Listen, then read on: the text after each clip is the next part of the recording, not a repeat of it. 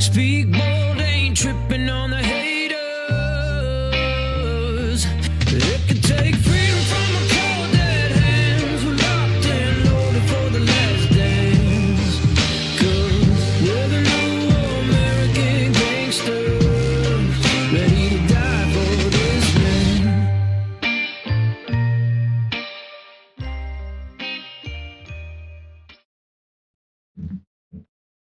Afternoon, Steve. How you doing? I'm sitting here all by myself. Yep. What did you do with my partner, man? I can't tell you that. Okay, well, want to welcome everybody to tonight's show. Peace. I got my coffee. We got producer Steve here, and so we're going to chat just for a while. But then we're going to take you, the studio audience, on a field trip, right? We're going to take you on a field trip to where teacher Shelby is currently working. And so we want to talk first about sort of this government shutdown and really what it's all about, how it's partisan, and when all of these government shutdowns sort of initially came about in the United States. And then we want to go out and actually show you some hand count training, right? We the People USA Alliance has been on the forefront of developing ways in which hand counts can be effectively administered, very cost effectively, and it is a tool to re-involve, right, the people, Steve, in the process of their elections. Get communities back involved in civics. Right. I mean, it used to be our grandparents used to walk somewhere and be with their neighbors to run elections and participate in elections. Right. Everyone knew each other. It was local. It was precinct level. Right. And so at the precinct level, I mean, they would count the ballots. They would report them into the central facility, and they would add them all up. And it was the people of the United States of America running the elections wherein they elect the representatives to carry out the business of government on their behalf. Could there be anything more, dare I use the word, democratic than the people running their own elections, Steve? Yeah, I mean, I also cringe because I feel like the word democratic is way overused. Oh, way overused. The founding fathers went way out of their way to make sure people understood that they feared true democracy. Right, but you have all the Democrats today, right? But the democratic process. Yeah. They're talking, all the Democrats today say we got to save democracy, right? And in their view, what is saving democracy? It's Americans taking a back seat, trusting experts to run their elections, which are turned over to machines, right? And they view that as democracy, when in fact, that type of very heavily centralized and computerized election system can be very readily manipulated, as we've seen in the past. Absolutely. Yeah. I mean, there are holes in the system from every direction, in every step of the process. Right. And so, hand counting ballots, the people involved in their elections at the precinct level, there might be some problems, but it's really, really hard for any one group of people to get together and to steal an election in that type of a system. So, when we developed our hand count method, we studied hand count methods throughout, recent American history and from all over the country. And the few top ones that we borrowed from in order to create the one that we like to use all have built-in fail safes. Like you can try to cheat, but you'll be caught like that, and it'll be corrected, and you can't get away with it. It gets seen right away by many people. So I mean, you would have to have the entire community in on it in order to get away with any kind of maladministration of a local election. Yep, I agree using this 100%. method. Well, with that, I mean, what's your take on this government shutdown? I think it's a political weapon. Yeah. I think the Democrats, and who was it that said never let a, a bad tragedy go to waste or a good tragedy go to waste, Right. right? Yeah. That was under the Obama administration. The Attorney General at the time, I can't remember his name right now, but Yeah. anyway, that seems to be the Democrats' motto, Right. right? If they don't like you and they don't agree with what you're doing and you're not helping them to do what they want to do, then they will take advantage of everything they can and try to it's a practice in real life gaslighting that's playing out physically. Right. It's not just words, it's affecting a large chunk of the country. Right. Well, my perspective on the government shutdown is so be it. Yeah, Right. no, I get it. So be I it. get it. I mean, except for vital national security, those functions that are actually the federal government's responsibility constitutionally, except for the absence of those, and our soldiers, our service members, our federal law enforcement being paid, which thank God somebody stepped in and made a huge contribution to the United States federal government to ensure that our troops continue to receive their paychecks. Because they're probably the lowest paid federal employees ever, historically, right? We pay our soldiers, those men and women who go out and put their life on the line to ensure that we remain a free country, so that you and I can sit here and have these conversations can with Shelby, right? practice our democracy. Right, right. And so I think it's good, and the reason I think it's good is how many American people do you think are really truly negatively impacted by it? I would say there's probably upwards of at least 20 million across the nation. Yeah. Now, I would guess and say I would be comfortable saying that at least half of those are not actually physically dependent. Right. They're just milking the system. Yeah. And probably more than that. But I would be willing to say somewhere between 5 to 10 million Right. absolutely do need Mm-hmm. the support and help, because for medical reasons, health reasons, whatever the reason is, Mm-hmm. they actually do need help from their community. And I Right. think this is a perfect opportunity for churches to step up and help the people in their community that are being affected right now, because Right. before the government took over being mom and dad for Mhm. everybody in the country, it used to be the churches and community organizations that would help out the needy, the ones who actually needed the help because they could not do for themselves. Right.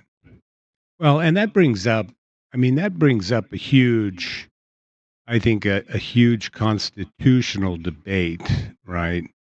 And so, Article 1, Section 8, right? The powers of Congress, the legislative branch of government. It specifically enumerates a whole host of things that that Congress has the power to do. Right? They have the power to borrow money, which we know they do very well. Right? They have the power to regulate what's known as interstate commerce. Right? And so They're we talk about professionals at borrowing money. as we talk about things like air traffic controllers, that's part of interstate commerce, right? Mhm. And air traffic controllers is very much like Congress's power to coin money, right? It's designed to create harmony throughout the nation, right? As a common currency, it facilitates free trade throughout all of the states, right? So they have those powers. But what power doesn't the federal government have by virtue of Article 1, Section 8? They don't have power to regulate health and welfare, do they? I don't believe I remember reading that. Yeah, yeah, and so the 10th Amendment to the United States very specifically says those powers not herein delegated to the United States of America by virtue of this Constitution are reserved to the people and the states, Yeah. right? And so, if health and welfare of the American populace is not something that's given to the federal government, then it's naturally reserved to the states, right? The 10th Amendment is what preserves state sovereignty in the federal Constitution. Right. And so, as we look at what's happening with this shutdown, it should tell the American people everything they need to know, right? Yeah. Like your Arizona senators here, they both want to punish the American people.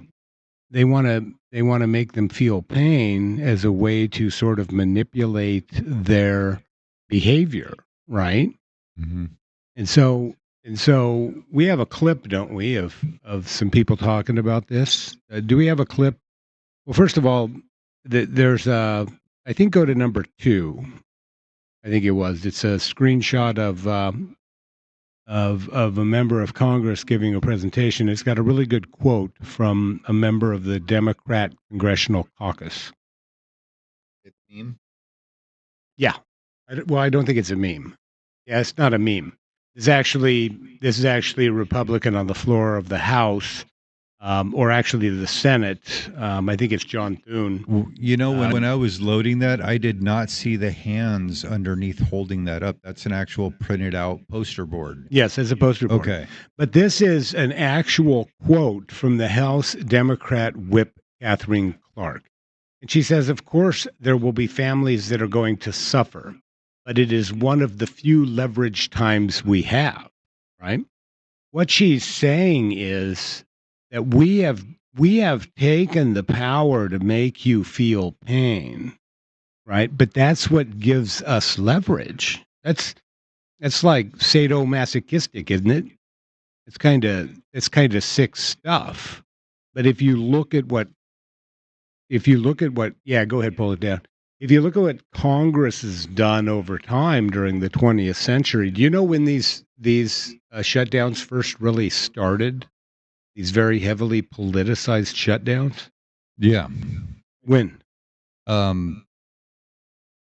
I believe it actually predates Obama. Predates Obama? I think Oh, so. yeah, it does. Yeah, it goes back Yeah, to goes back. 19. I think it was 1974 or 1976 Okay. when Congress passed new legislation known as the Budget Act. Actually, 1974, the Budget Act of 1974. Yeah, I wasn't sure how far it went back, Right. but I know it's been Yeah. at least a ways back. though. Right. And so what used to happen, and this is one of the reasons why we have what's called an Anti-Deficiency Act, which dates back to 1870, right? Is what the executive branch of government used to do when, for example, the Department of Army ran out of money, they would simply enter into a bunch of contracts for the provision of services and whatnot, right? And Congress never allocated money for those contracts. Well, what happens when the Department of Army enters into a contract, right? If Congress doesn't pay the contract, what happens? Hmm. The federal government gets sued, right? Lawsuits are expensive, right? Especially if the other side wins attorney's fees.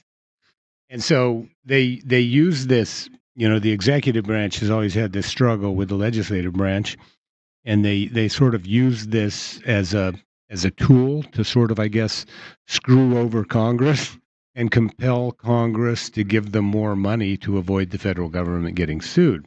Hmm. So in 1870, they passed what's known as an Anti-Deficiency Act, and that sort of held things at a standstill until we get to the Budget Act of 1974, which means if the federal government doesn't have the money allocated, then it doesn't spend it, right? It's money not going out the door.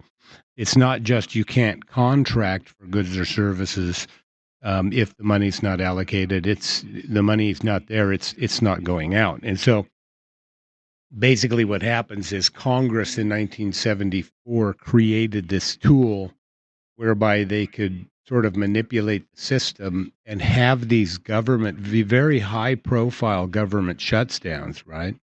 And so you mentioned Obama. There was a shutdown during Obama, wasn't there? Yeah. And yeah, we have a exhibit on that, isn't it? Number 4. You want me to bring that up? Yeah, bring it up.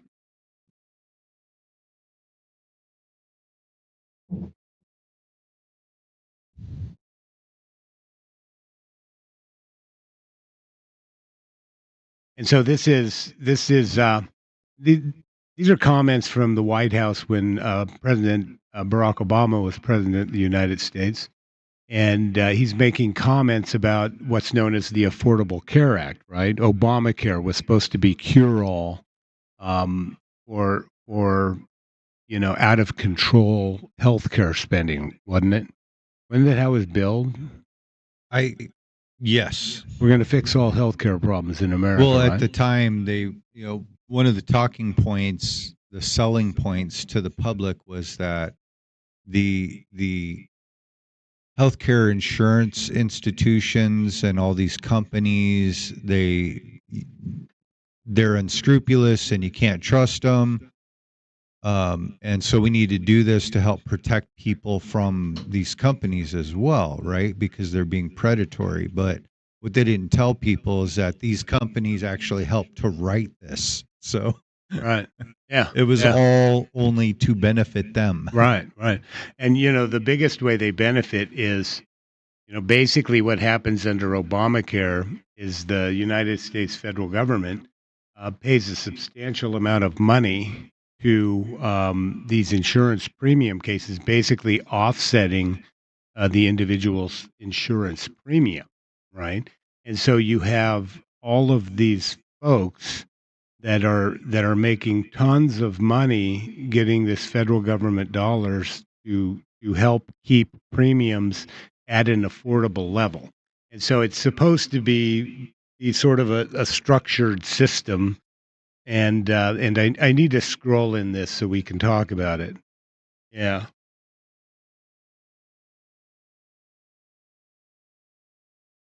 Okay. And so it- basically, let's take a look at this. Basically, this government shutdown happened in 2013, and the Democrats at the time were in control of government. They basically used it to their advantage, and very highly politicized. And what's Obama talking about? He's talking about the Affordable Care Act and those Republicans that sort of want to defund it or dismantle the Affordable Care Act because A, they don't believe it's constitutional, B, they believe in limited government and they want to get government out of your health care. But basically, President Obama was able to use this to his advantage during the shutdown, which I think essentially solidified support for Obama's Affordable Care Act. But this was supposed to fix the healthcare problems in America. But in essence, really, let's pull up Exhibit 3. Okay. And Exhibit 3 is actually, this is a statement from Senators Alaska Senator Murkowski, who really is this the one? a do nothing. Yeah. And so basically, she puts forth this 3-part plan, right, to end this government shutdown, and she talks about health insurance companies are setting their rates ahead of November's open enrollment period, right? So these health insurance companies are setting rates right now that you will pay in the next coming year. And so she's simply proposing a 1-year extension of the enhanced premium tax credits to stabilize cost for those on the exchanges. And so basically what's happening is, right, the federal government is taking all of your tax dollars and they're subsidizing the health insurance industry, which is then paying the bills for the healthcare industry, including the pharmaceutical companies, who then do what, Steve? What do the pharmaceutical companies do, and what do the health insurance companies do, and what do the medical communities do? Besides overbilling the government? Besides overbilling the government, they make huge financial contributions to members of Congress. Yes. Right? And so this is Senator Murkowski trying to undo this logjam of a shutdown so that your tax dollars can be flowed into the insurance companies, which will then pass them on in making payments to pharmaceutical companies and medical providers, big hospitals, right? We no longer have really any mom and pa hospitals in the United States. And so you can take that down. But this is just passing your taxpayer dollars on through this cycle, right? Through this loop, this insurance company to pharmaceutical company to big corporate hospital, which then make all these huge contributions to the people who just passed the law, right? Your members of Congress. And so that's part of the problem, wouldn't you think, Steve? Yeah, that's. Me and Shelby have debated about lobbyists, but there are certain lobbyists that I really hate the fact that they're allowed to do what they do. Yeah.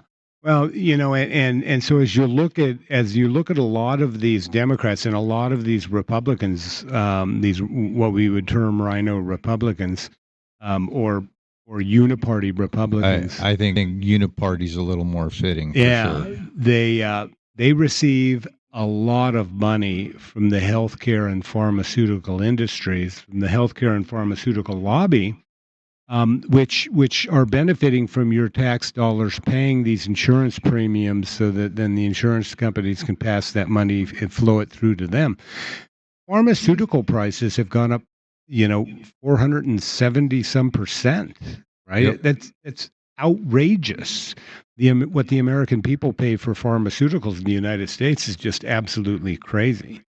But you have this Budget Act of 1974, and then let's take a look at that other exhibit that shows sort of the list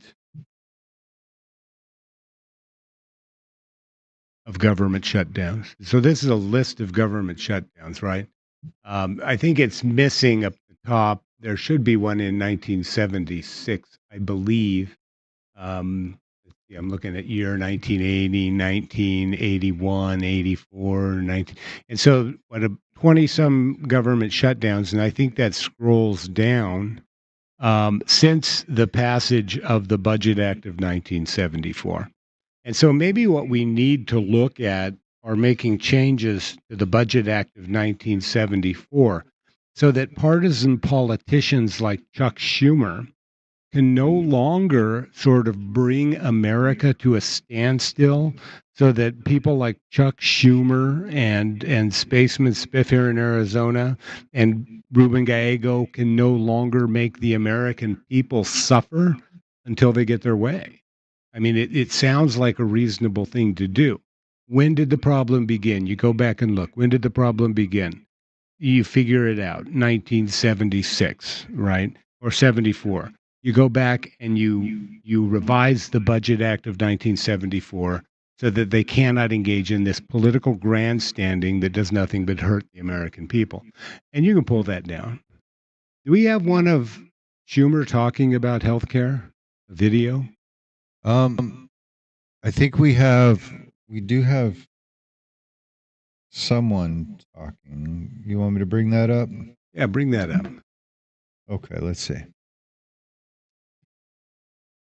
Favor, but talk about a telling moment when Chad Pergram, our Capitol Hill senior reporter, sat down with the number 2 Democrat. She basically says the quiet part out loud, admitting that families will suffer under Chuck Schumer's government shutdown. This is Catherine Clark. Listen here.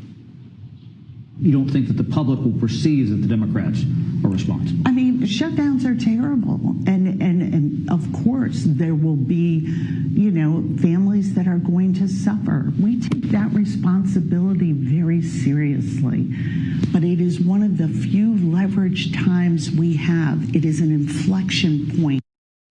So we All right. can leverage And the so pain. the American people are people should listen to these Democrats very clearly, right? Because what they are saying is, and that woman looks like a witch, by the way. What they are saying is, we are going to use you. We are going to squeeze you until we get our way. Isn't that what she's saying, Steve?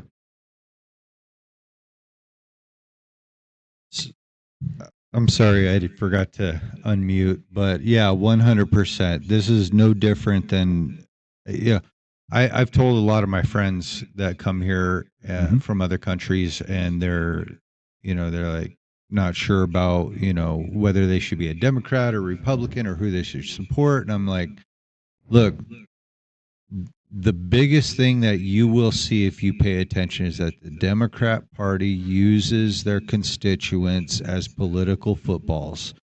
If immigrants, especially illegal immigrants, started supporting Republicans across the board, the Democrats would be funding mass deportations tomorrow morning.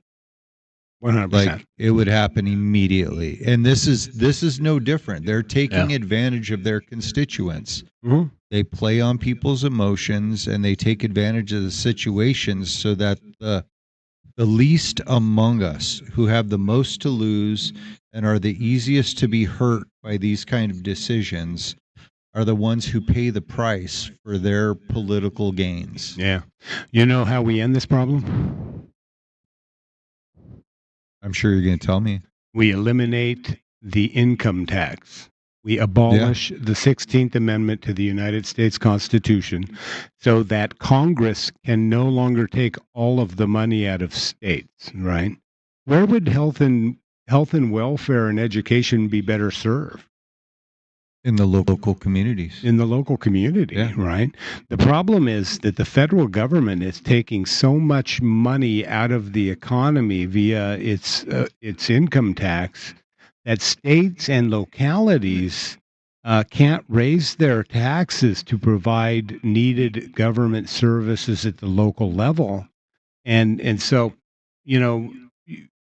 You know my favorite senator in the state of Arizona is. I haven't seen her in a long time, but you know who she is, Steve? Who's that? Wendy Rogers. You know why? Oh, yeah. You know why? I've been following her social media, and she's everywhere. She is out shaking hands, hiking, doing things with constituents, dealing with issues for constituents. She is a massive hand presser. Yes. Right? We've How many been all over times? the place with that lady, and it is hard to keep up with her. Yeah. I mean, we've done border tours with her. She goes everywhere and looks at every problem. How often do you see Mark Kelly or Ruben Gallego? I've never seen them. Right. And so Ever that's in the what community. voters need to ask. When's the last time I saw my member of Congress, whether they be a senator or a representative, in person? When's the last time? When is the last time they came to me, shook my hand, said, I want your vote, but I want to know what you think the big issues of the day are? When's the last time? Versus when's the last time a member of the state legislature has done that with you? And I guarantee you, not everybody will be able to say the member of the state legislature came and reached out to me, but more members of your local state and your communities will be able to say that with your state legislature than they can with Congress, right? Yeah, that's very true. So shout out to Wendy Rogers, especially after these huge storms. She was all up in Globe helping get vital resources so that the folks in Globe and Miami could recover from their massive devastation associated with those storms that you guys experienced here in the state of Arizona. But the shutdown's not only in Arizona, is it? I mean, in the United States. Is Arizona sort of shut down? I don't know. Well, I've been so focused on the national shutdown that I haven't paid attention to what's going on in our state right now this week.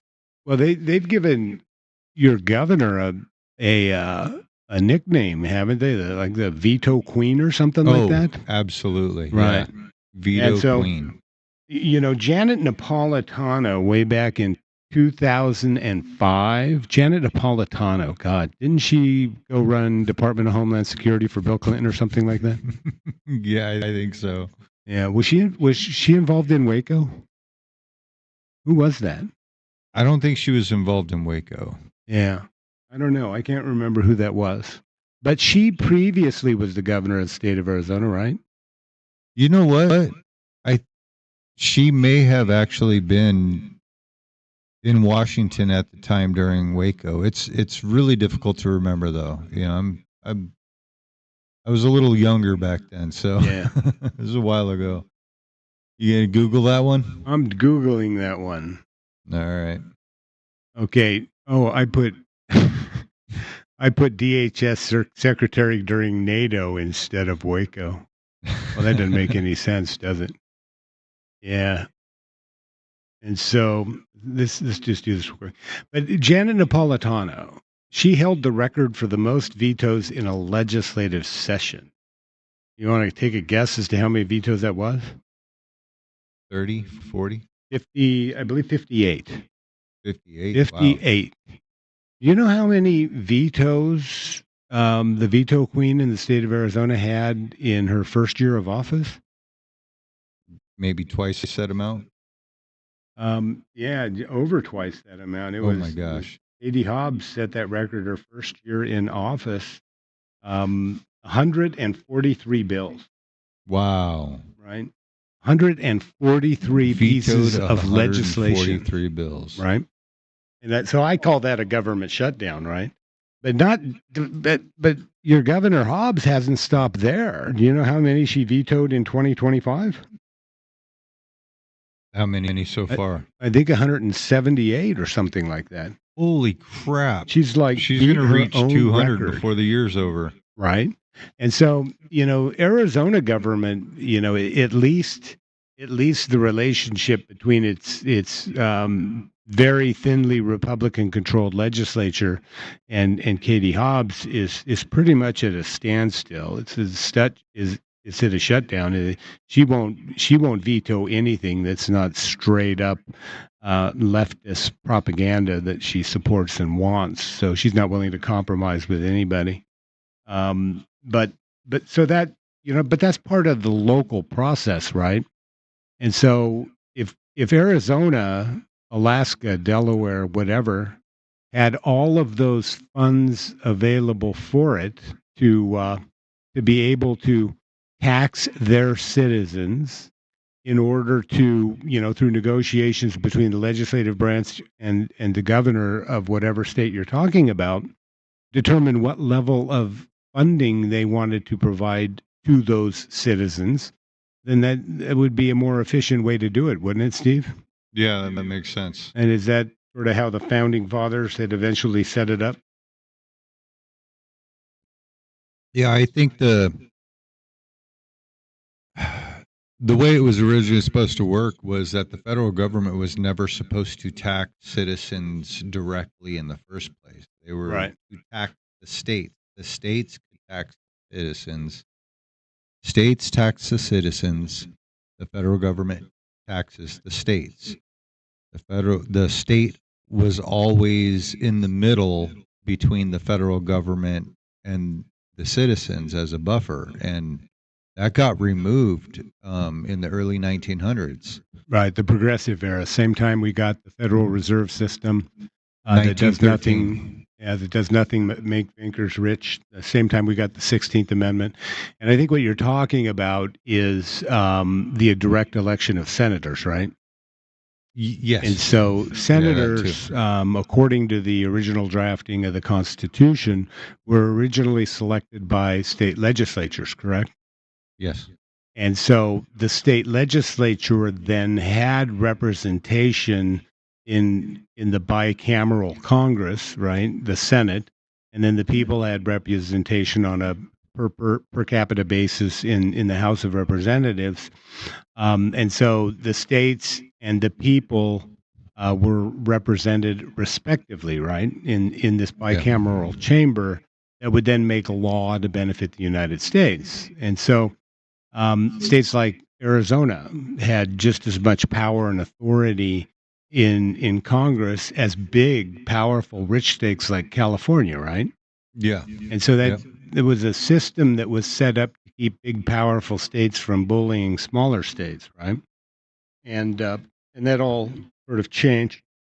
Didn't Arizona used to be set up like that? That senators were from the counties, and then the counties were carved up into representative districts for the House of Representatives. I believe so, and that was extremely early on in Arizona's history. Yeah, I think that changed in the 70s when they started, saying this one person, one vote nonsense. But in essence, Arizona's system of government, allowed counties like Cochise County to protect itself from big rich counties like Maricopa County, right? Yeah. And so it was based on the exact same principle upon which the United States Constitution was based. We were going to talk some more about Hobbes, but we're about halfway into our show. You want to go out and show the hand count? Go on our road trip or go show on our and tell? road trip.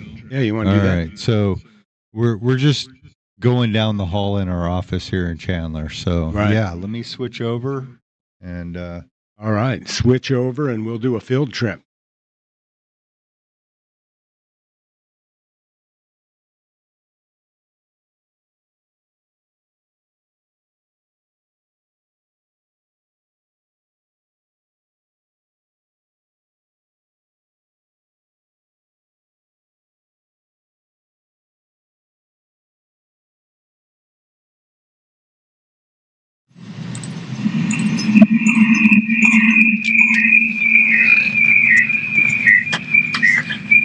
All right.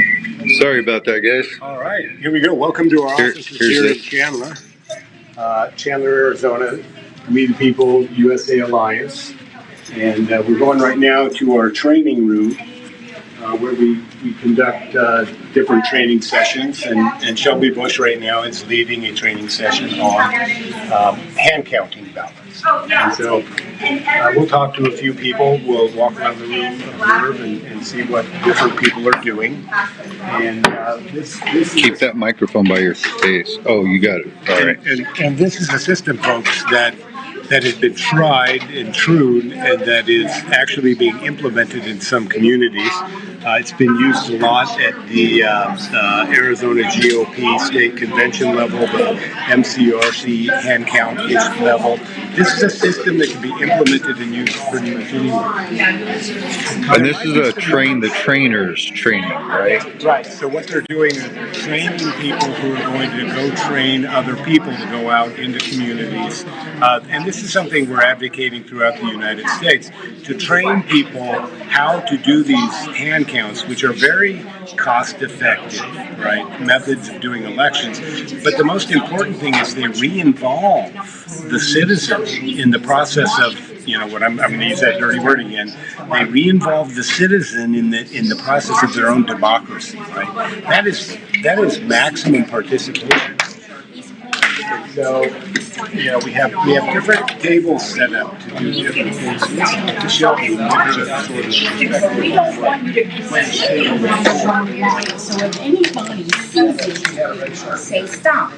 Marshall can say, Lois, you're on ballot too. Are you all getting ready to cast it out? Yes. All right. Where's the non-carrying group? Okay. We don't want you to get to the end of the line and he's saying your ballot three, and you're like counting tails. This is probably going to be like where they're going to distribute the ballots. And so we have Shelby here passing out the packets. So you were in What is your role here today? Help and training. Help and training. You have a specific role? Through and Are you counting ballots? Are you a runner? First for each What's that? ballot, training on everything. He's assisting Shelby. So you're assisting Shelby in training on everything. I was like, wait a minute, why do I have three? So what is that helpful? At that point, is for one of the county people. Do you want to talk to Shelby? Looking at the sheet saying. Yeah, let's talk to Shelby. Let's better get our stuff out first. Yeah, at least we know, yes, these guys are on the same line. And that's what do we need two rulers here? Yeah, I'm short one, I'm trying to find another one, but yes, two rulers, and I'm looking for them. Let me get county sheets and I will bring you back your, yes. So you're going to confirm 25 ballots, and then once you've confirmed it, you're going to sign both sheets where it says call. So go ahead and confirm the ballots. We were counting up between. Excuse me? Here we have one down. Hold the camera. I did not count these, so I'm assuming that there's 25, so I was. No, he's not a dog. Does QC also do a count right now? Only the I mean, color. The color receiver. he does, absolutely, and I don't yours.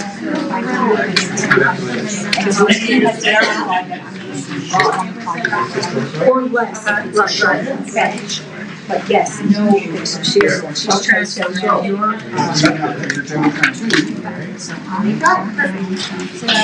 My apologies as we wait for Steve to get the sound issue connected. We could. So we are table four, and you are the caller. Yes. Then why are there two sheets? Oh, they're the tally sheets. There's a tally sheet. So the two of you are doing the exact same. Right, yeah, I know that. I know, I was. It doesn't matter. And so basically, the way this system works. Okay, so now. There is sound. There's sound the whole time. It's just hard to understand. Oh. All right, you guys go. All right, so we have Shelby here now, and we're going to talk to Shelby. And so it looks like you just passed out ballots, is that correct? That's correct. Each county table gets a set number of ballots. Yes. That's correct. It's typically a batch of 25, unless it's at the end of the bend and there's fewer than 25, then they get what's called a short batch. They will confirm the number of ballots they've received, match what they're told is in that batch, and then they'll sign off for the ballots. All right, and so you maintain chain of custody. It's close to the system. Absolutely, 100%. And so when they're done tabulating their ballots, you get the ballots back? Yes, we get the ballots back along with the tally sheets, the tabulation sheets, and the batch cover. Once we've received all of that, we will rescan it to ensure that the same ballots that we delivered to the table are the same ballots that leave the table. Okay. And, excuse me, under the normal process, as you're doing this is typically done under video camera. That's correct. It obviously depends on resources, what kind of elections you're running, whether or not they want to. Ideally, you would have a video camera at every single table that would be able to videotape the entire process for review at a later time. Okay. And then that way that keeps people honest, right? Absolutely. Right. Now, people being involved in elections, is this just an issue of government elections? Absolutely not. Right now, currently, it's being used to process election party legislative districts, state delegates, state commitment. This can be used as HOA, housing association. It can be used for union elections, school board elections, all kinds of different in all aspects of public government. Right. And so, We the People USA Alliance, so I'm going to say this now on air, has officially become a nonprofit corporation that is recognized under the Federal Revenue Code as a 501c3. Yes. Is WTP USA willing to go out and conduct elections on behalf of homeowners associations and unions? Absolutely, 100%. What you're witnessing here today is not your typical training. These are all people that are being trained to train others. These are directors, leaders, people that would step up and go and assist with elections, not only in the Valley, but all across the state of Arizona and even in different states. Right. And so these people could actually then be called on by a union, for example, to come out and train their people how to hold an election so they don't have to pay somebody. Well, absolutely. It's way more cost effective, and the members walk away with way more confidence in the results when they get to participate. Oh, yeah, okay, so let's have Steve focus on this tabulation right here and sort of explain what they're saying. So what's happening? Okay, so what's happening right now is the caller, who you see in the white shirt, is calling out the results of each race using a numbering system. As those numbers are called, the talliers, both X and Y, are following along and marking the selection of the voter for each independent race. Okay, so that's sort of a check and a balance, isn't it? Absolutely, and ideally in elections, you would want both factions, if it was a private election, Well, want people from all different groups. In a public election, ideally, you'd be looking at, say, a Republican or repeat that ballot? maybe a Libertarian and a Democrat. You would have people with different political parties both doing the exact same thing at the exact same time. 4, And so you can then compare 1, 7, 3, 10, see if anybody 5, directly 7, 9, Yes, so that is part of the 12. process. Before the voting, Number 4, ballot number 4. 1, before the voting, 3, will sign off 5, 7, 9, 11. Number 5, 1, 3, that seems pretty easy. 5. Oh, it's absolutely easy. Yeah. What you're seeing here is they are already processing about to 25, and they're already halfway done with that batch from the time you walked up. Right. And so if we were to do that at the precinct level, is that something that's functional, that's doable? 100%. We've actually done 3 rounds of elections with 2,500 voters in each round, and we've been able to effectively do it in under 4 hours. So each round of balloting took about 59 minutes. Right. Right. Well, that's pretty good. And that includes the actual voting. That's correct. Okay, so you got to get all these people through the vote, drop their ballots off into the drop box or whatever you want to call it, and then organize, sorted, tabulate And then aggregate all your final results as well. And so you'll take all of these, aggregate them, you aggregate them to 2 different individuals. You keep hers all together, and then you keep hers all together, and then you aggregate and compare the total. That's correct. So as you see, you have an X and Y tally. So the same track is actually used at aggregation. You have an X and Y aggregator. So your Y aggregator will aggregate the results of all of the Y batches. And the X aggregator will aggregate all the results of the X, and then they confirm that those results match. It's a nice system. If anybody wants information about how you answer, So they can email us at wethepeopleaz@protonmail.com. They can reach out to us through our website at wtpusaa.org, or they can also go to Handcount Roadshow, and under Learn, they can click on the accountable method and sign up to be here for more information. Now, some governments are actually working to implement this system that you created. Is that correct? That's correct. Wyoming, there are some counties in Texas that are looking at implementation. Parts of our method are being implemented in Dallas County, Texas. It was used in Sarcy County, Arkansas, and we've been in communication with New Mexico, Nevada, Utah, along with Texas and Wyoming and Arkansas. And so, you know, a lot of counties in Arizona now are afraid to talk about hand counts because of your current AG, correct? Now you're talking to count down. I believe the AG plays a huge role. I think that our election officials are also being given false information, and they're leaning more out of fear. And I say this in a not insulting way, ignorance of how the hand count method works and what what it would bring to our counties. Well, and fear is real because if you run the risk of facing criminal charges for supporting hand count, then you've got to spend your life savings to defend yourself. Absolutely. I mean, we're looking at Board of Supervisor in Cochise County right now, who is getting ready to go to trial simply for wanting to audit an election. Other counties that have talked about hand count methods were threatened by the Secretary of State and the Attorney General. Yeah. Can you guys walk away from the people? Great work. I don't really want to bother any of the people, but I have seen this system implemented in numerous arenas where it's loud. There's a lot of noise. Oh, yeah. And everybody seems to just ignore everybody else and do what they're doing. Well, that's one of the advantages in actually using numbers as part of your system.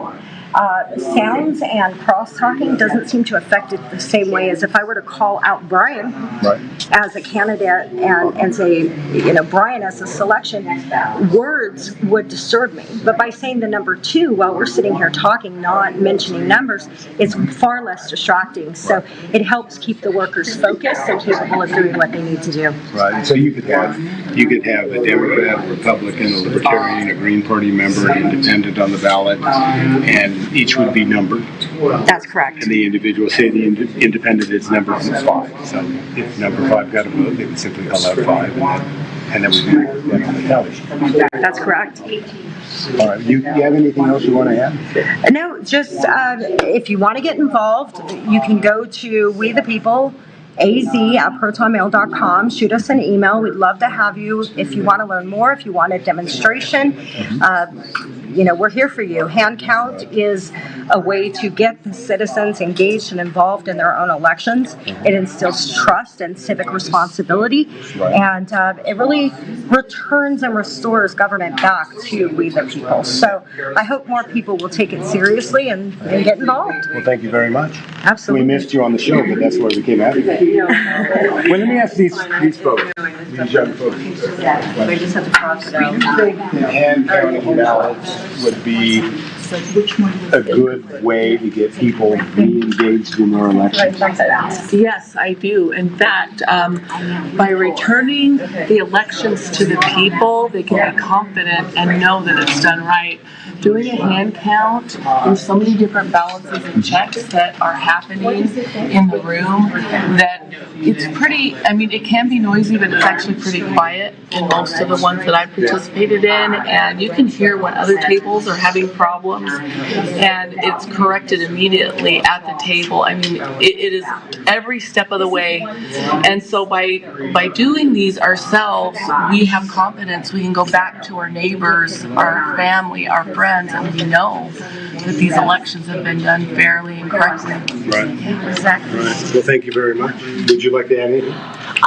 I just know, just understanding the process itself gives me so much more confidence in what's happening here. I can't imagine with all the security features that are in place, anybody being able to insert ballots or skew in any way the results of the election. So I can, like Ms.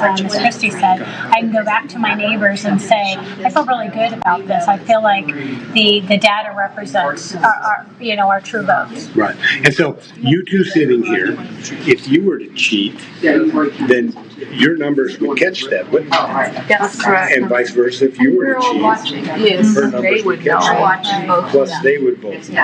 Right? And so that's a nice, you get that with a computer. You get the warm, fuzzy feeling with these tabulators, right? You can't see billions of lines of code, can you? No. And you can't see where that ballot is actually being tabulated for each race.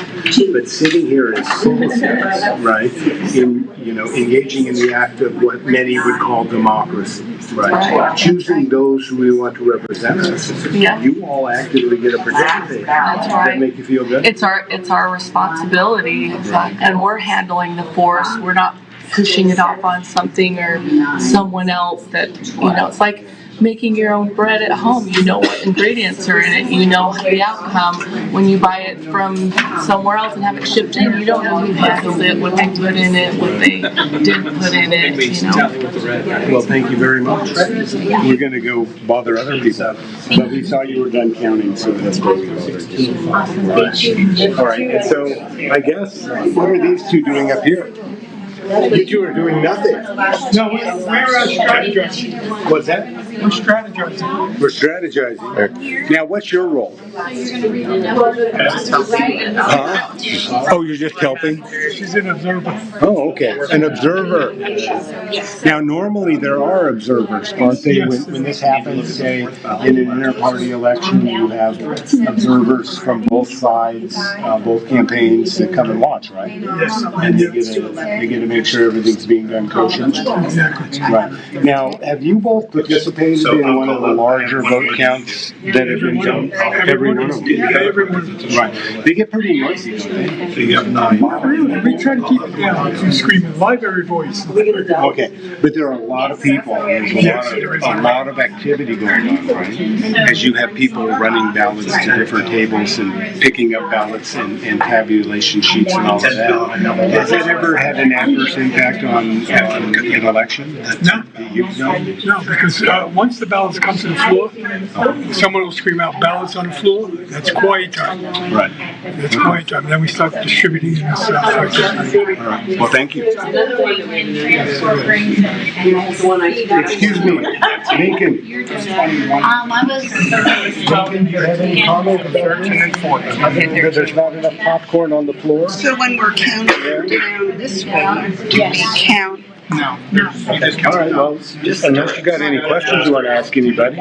No, I think we covered it pretty good. I don't think that there was a lack of sound. I think it's just difficult to understand what's being said because the microphones weren't being held close enough. So All right. let's wander back to the studio, huh? Yeah, well, we can wander back to the studio better. We can wrap it up out here. It doesn't matter to me. Well, I can't end the show from out here, so I have to get back to my computer. Well, then we have to go back to the computer.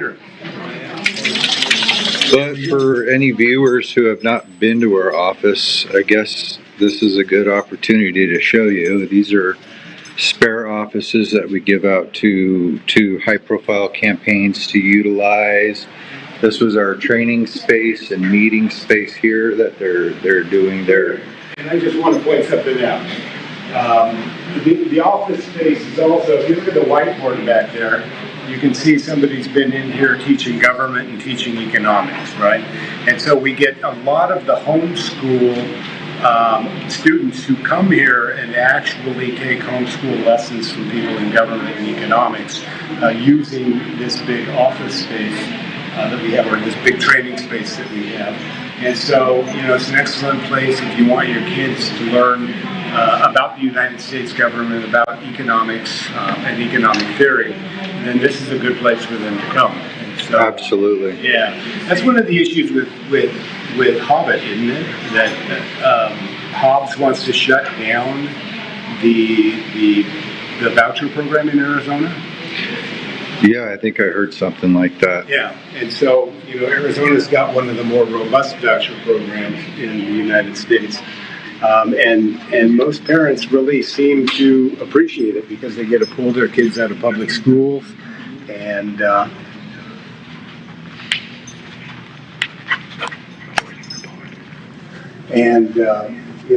get to educate their children in a way they deem they should be educated.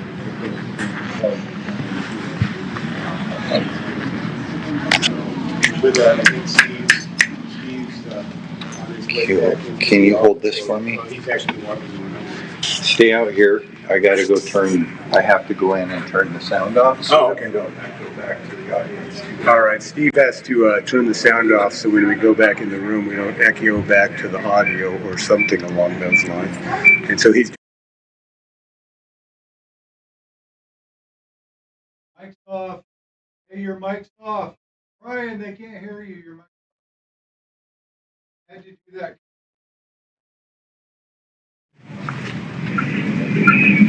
All right, again, if Oh, well, that's fine. They can hear me. That's really all I need. All right, there we go. That's the first time we've messed with doing that kind of thing, and I didn't have everything in the right order to make it that's fine. flow smoothly. I mean, this apologize. is a learning progress, right? As long as we are making progress, as long as we are moving forward in a positive direction, as long as we are growing, then that's what matters. And so first try it doing that. And so we hope you could hear everything. I would really like to schedule a show to take place the next time an actual count is taking place, so that we can show you one in action, right? Because one guy said it wasn't noisy out there, but I think I think truly for him, the reason it isn't noisy is when you get doing it, you sort of focus, right? Yeah. Well, there is a lot of sound going on in the room because there's multiple people talking throughout the room. And naturally, if you have people speaking at a room level, conversation level, the more people you have, the more noise you have. No one's yelling. Everyone's talking calmly. There's a bunch of pre-understood things to be said, and commands for the table that everyone's sitting down doing it will understand. And a lot of small details. For example, the person that was calling out who received a vote, that person was seated directly in front of the two people who were tabulating votes, right? Yes. So the person calling the votes was speaking directly to those individuals. Yes. And that has the tendency then to help them drown out any background noise and hear clearly, what they are supposed to hear, what's directed at them. And so there's a couple different ways to configure that, but yeah, typically the way they're sitting right now is the way we would prefer it to be, where the caller is sitting central to the two people who are marking the tabulation sheets, so that they can hear each other without having to speak up very loud. Right. And then the person observing, the fourth person that was on the end of the table, is also centralized between the people marking the tabulation sheets and the person calling, so that they can hear what's being said and see what's being marked at the same time. Yeah. It seems like a pretty doable setup for me. And so, maybe it's time that America, especially those on the left, wake up. And I think the reason they don't want to wake up is because they know once elections are back in the hands of the American people, that they're not going to win very many elections, right? And so it's time to decentralize elections in America, folks, and return them to the people, so that the people then can be those who truly validate the outcome of the elections, right?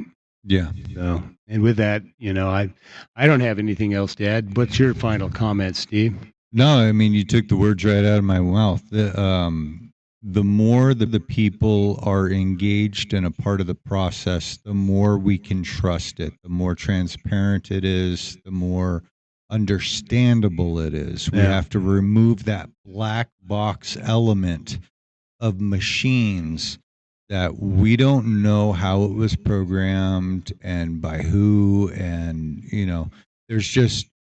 there's an endless number of elements and possibilities that you can never know the answers to when it comes to using electronic, computerized, and internet capable voting and tabulating systems. Right. And to eliminate that entirely would be amazing, because now we can start to trust the outcome and the process again. Yeah. And so, that brings us, I guess, straight back, to Hobbs and the purported election of Hobbs as governor of the state of Arizona, which, I'll add, was a 2-year-long ordeal challenging it in the courts, which is, I think, a record in the United States. So. Yeah, but hasn't she been responsible for taking America from a fourth in the nation in job growth to 47th in the nation in job growth? Yeah, Arizona used to be one of the boom states. People Yeah. actually came here because of the work opportunities. Right. And under Katie Hobbs, we slipped from 4th to 47th. Yeah. Yeah. We were Well, close to last in job opportunities.